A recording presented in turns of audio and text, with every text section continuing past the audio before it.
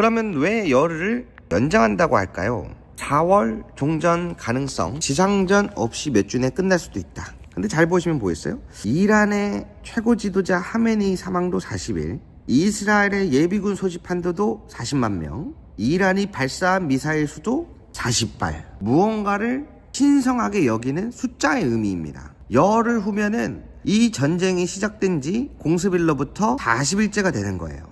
이거는 이들 간에 굉장히 신성한 숫자를 의미해요. 상징적인. 그래서 어떤 결과를 가져올지 모르겠지만 앞으로 열흘 정도 후가 되는 시점이 아마 이 판도를 가장 크게 결정짓는 무언가를 가져오는 날이 될 것이다. 저는 그렇게 보고 있습니다. 오늘은 바로 미국, 이스라엘 그리고 이란 전쟁을 살펴볼 건데요. 인류 최초의 신화 길가메시 서사시를 통해서 한번 재미있게 풀어보고자 합니다. 고대 근동학을 잠깐 취미로 공부를 했었는데 오늘의 이 현상들을 이해하는데 굉장히 많은 도움이 될 겁니다. 길가메시가 누구인가요? 그리스 로마 신화가 있고 우리나라에도 다양한 신화적 동화들이 있죠. 아래에서 깨어난 박혁거세라든가 길가메시는 메소포타미아 문명 그리고 수메르 문명에서 등장하는 신적으로 묘사된 인물입니다. BC 217 경에 성벽에서 발견된 이름이긴 한데 아마 신격화돼서 묘사된 인물로 아시는 게 좀 더 정확할 것 같습니다. 여러 가지가 있긴 하거든요. 학술적으로는. 길가메시가 누구냐?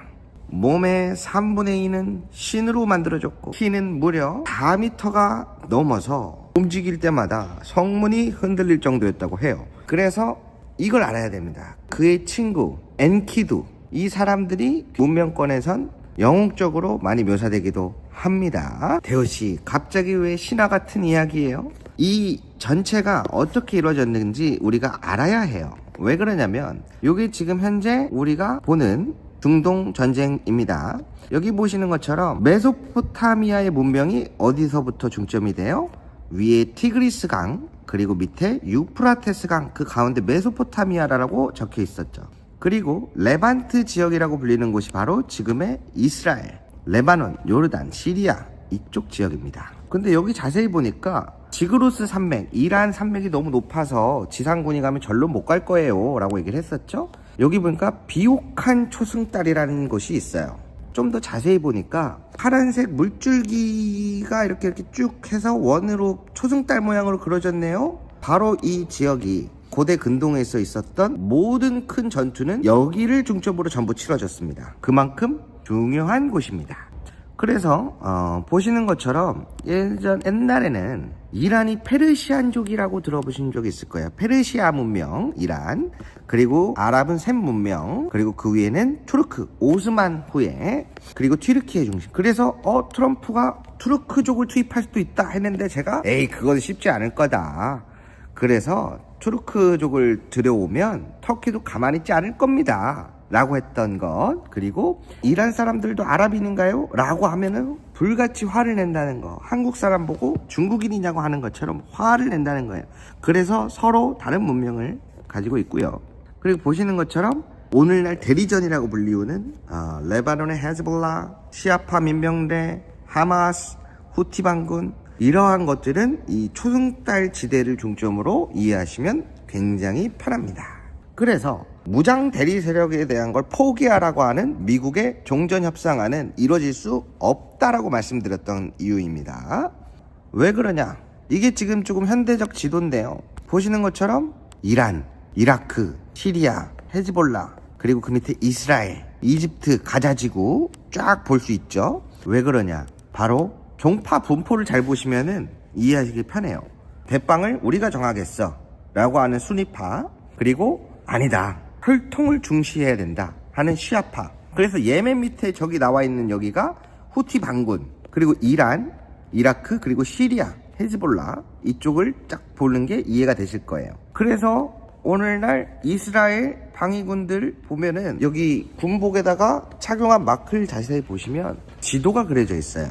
아까 말씀드렸던 비옥한 초승달 지대전까지를 먹는 게 이스라엘의 목표인 것을 확인할 수 있어요. 아까 말씀드렸죠? 저기를 점령하는 자들이 중동을 제패한다. 이해되셨죠? 그래서 오늘날 이스라엘과 미국의 목표가 다를 것이다라고 하는 게 이런 부분입니다. 그런데 문제가 뭐냐? 이거 지난번에 제대로 짚어준 데가 없는데 미국과 이스라엘이 이란을 엄청나게 때렸잖아요. 그래서 이란이 뭐라 그래요? 우리 자꾸 이렇게 괴롭히면 담수화 시설을 공격할 거야. 400개로 구성되어 있는 담수화 시설은 이 중동 전체의 세계 40%의 물을 담당한다. 그래서 실제로 중동 국가들을 살펴보면 이집트부터 이란, 터키, 이라크, 예멘, 사우디아라비아, 시리아 이 물이 얼마나 중요한지 알 수 있어요. 왜 그렇다 그랬죠? 이 문명 자체가 아까 말씀드린 강을 따라서 형성되어 왔어요. 이 오래된 문명의 역사는 기후가 건조하기도 하고 전부 사막인데 물이 없잖아요. 그러니까 문명이 생겨나는데 사람들이 강을 따라서 형성된 거예요. 그러다 보니까 이러한 가혹한 환경에서 아까 말씀드린 메소포타미아 문명이라고 하는 게 이 강을 주변으로 해가지고 형성이 된 거예요. 그러면서 물의 필요성 그리고 그거를 오늘날 현대화하기 위해서 밑에다가 담수화 시설, 물과 관련된 시설들을 쫙 깔아놓은 거예요. 그거를 역사적 사명으로 알고 있어요. 그게 없으면 우린 더 이상 발전할 수 없다. 그래서 생각보다 이란이 우리를 자꾸 괴롭히면 담수화 시설을 공격하겠다라고 하는 건 자멸전으로 갈 거야. 내가 담수화 시설을 공격하면 이집트, 중동, 사우디아라비아 너네 다 살아남을 수 있을 것 같아? 우리 전부 다 수천 년 전으로 후퇴하게끔 해줄 거야. 라는 무시무시한 경고입니다. 우리가 미국의 전투력, 공군은 이길 수 없지만 이 중동 전체를 망가뜨릴 수는 있지. 가장 무서운 멘트 중에 하나입니다. 그래서 아까 말씀드린 것처럼 많은 국가들이 이거를 두고 볼 수가 없는 거예요. 헤즈볼라도 참전하고 중동의 6개 걸프국 왜 담수화 시설이 없으면 자기들도 산 게 아니에요.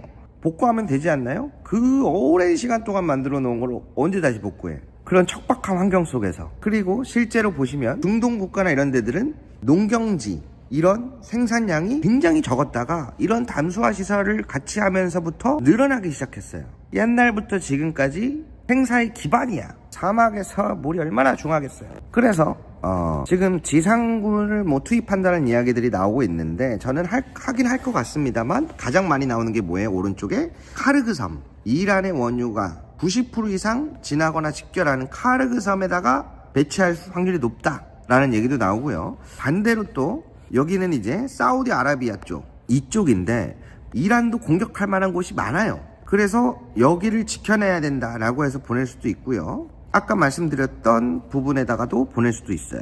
왜 그러냐면 저 쿠웨이트라고 보이시죠?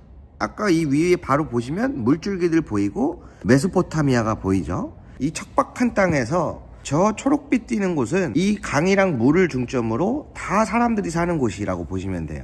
그 위에는 높은 산맥이고 고원이고 사막이에요. 그래서 이 동그라미가 중점 지역이다. 그렇게 이해하시면 되겠습니다. 그런데 토요일 날 예멘의 후티 반군이 참여한다면서 이스라엘 공습을 해요. 근데 그게 왜 무서운 이야기냐? 이게 예멘이에요.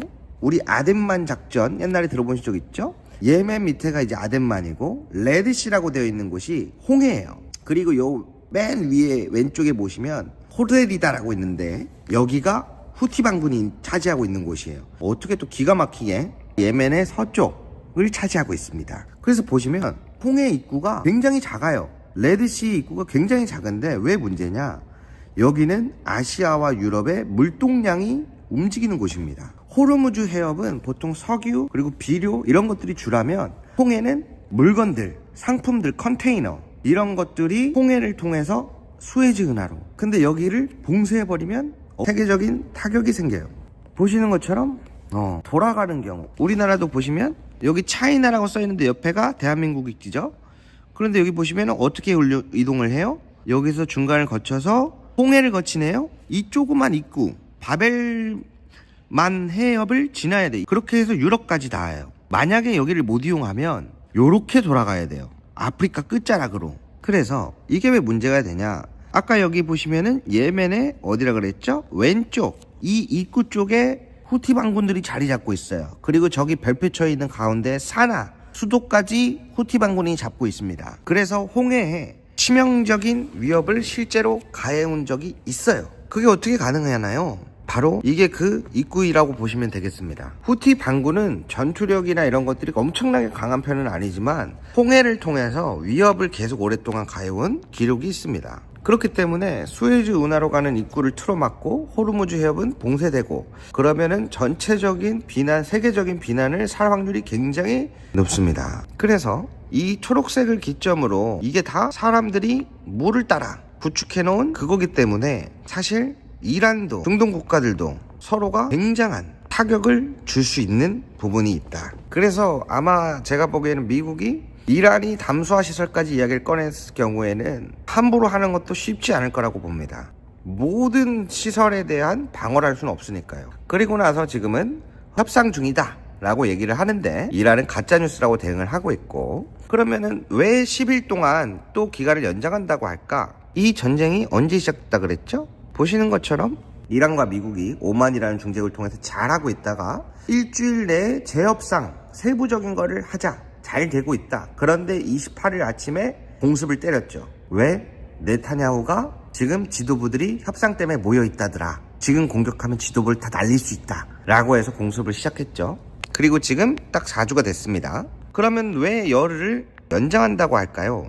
저는 이 관점을 이렇게 해석하고 있습니다. 4월 종전 가능성, 지상전 없이 몇 주 내에 끝날 수도 있다. 근데 잘 보시면 보였어요? 이란의 최고 지도자 하메네이 사망도 40일, 이스라엘의 예비군 소집 한도도 40만 명, 이란이 발사한 미사일 수도 40발. 이게 뭘 뜻해요? 이 문명 안에서 4는 굉장히 신성해요. 동서남북, 그리고 거기에다가 10을 곱한 40이 신성한 숫자인데, 보시는 것처럼 노아의 홍수가 며칠이었냐? 40일. 이스라엘 사람들이 광야를 떠돌던 시간이 40년. 사울과 다윗, 그리고 솔로몬이 통치한 기간도 40년. 이스라엘은 뭐가 있죠? 예루살렘. 그 성경에는 많이 보셨으면 아시겠지만 알리바바와 40명의 도둑이에요. 무언가를 신성하게 여기는 숫자의 의미입니다. 그런데 4주차가 됐다 그랬잖아요. 열흘 후면은 이 전쟁이 시작된 지 공습일로부터 40일째가 되는 거예요. 이거는 이들 간에 굉장히 신성한 숫자를 의미해요. 상징적인. 제가 왜 이렇게 분석을 하냐면 아까 말씀드렸던 에픽 퓨리, 모든 언론에서 에픽이 장대한, 거대한 또는 서사적인이란 영어 뜻을 가지고 있고 퓨리가 분노거든요.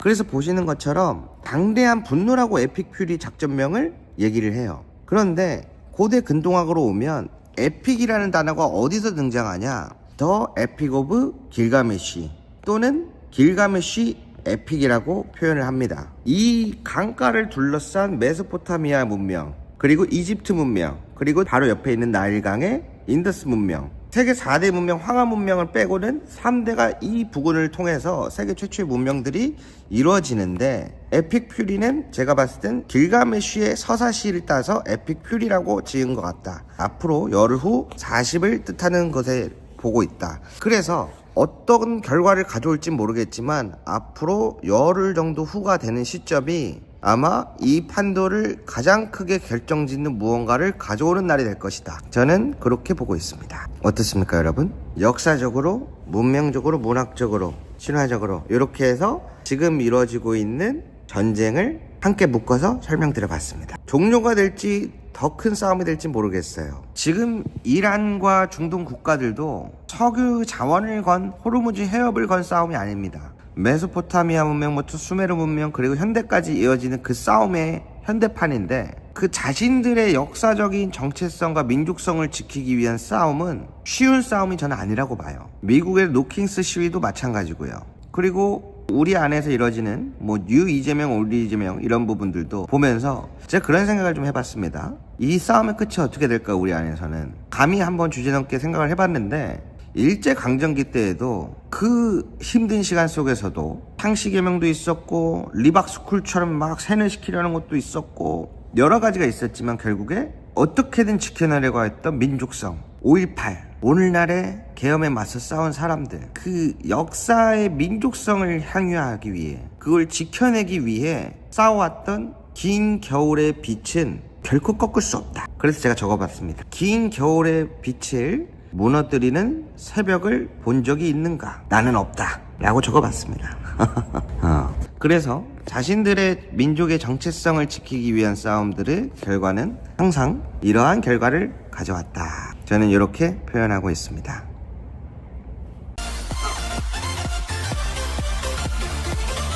어이구! 네. 축하합니다. 파란색 당첨입니다.